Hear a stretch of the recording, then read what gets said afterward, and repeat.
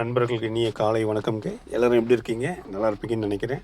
இன்றைக்கி ஒரு சின்ன வீடியோ பதிவு தாங்க. இப்போ நீங்கள் இந்த தொட்டியில் பார்க்குற செடி வந்து பார்த்தீங்கன்னா கொய்யா செடி இது. தைவான் பிங்க் கொய்யான்ற ரகம்ங்க இது. இதை பாருங்கள், நிறைய காய் பூ வச்சுருக்குங்க. இது வருஷத்துக்கு பார்த்திங்கன்னா ஒரு 3 முறை காய்க்கும். நாங்கள் நிறைய அதில் அறுவடை பண்ணியிருக்கோம். ஸோ இப்போவும் பார்த்திங்கன்னா ஒரு 3 காய் இருக்குது. அதை அணிலா லைட்டாக டேஸ்ட் பண்ணிட்டாரு. எப்படி அதை அறுத்துடணும், இல்லைன்னா அவர் சாப்பிட்டுடுவார். இது பார்த்தீங்கன்னா தொட்டியும் கொஞ்சம் மாற்றி வைக்கணும். வேர் ஃபுல்லாக இறங்கிச்சுங்க, ரொம்ப திணறுது.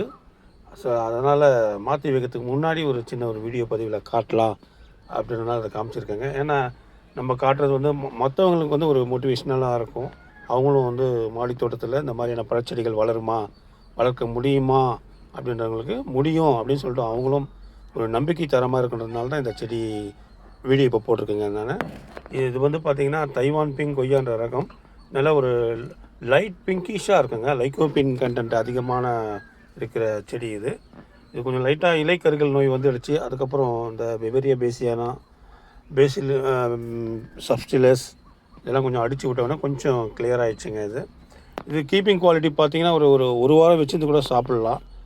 அர்க்கா கிரண் கொய்யா இருக்குது பார்த்திங்களா, அது வந்து பார்த்திங்கன்னா கீப்பிங் குவாலிட்டி வந்து ரொம்ப கம்மி. அது ஒரு 2 நாளுக்குள்ளேயே இதுவாகிடும். ஒரு சின்ன அறுவடை ஒன்று பண்ணிவிடுவாங்க.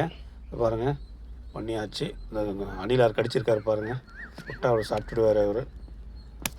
இதுக்கு சாதாரணமாக நான் அந்த சாண உரம், மண்புழு உரம், அப்புறம் ஜீவாமிர்தம், மீன் அமிலம் இதாங்க கொடுக்குறேன் நான். இந்த மாதிரி செடியை நீங்களும் வளர்த்து பயனடைங்க. மீண்டும் ஒரு அடுத்த பதிவில் சந்திப்போம்.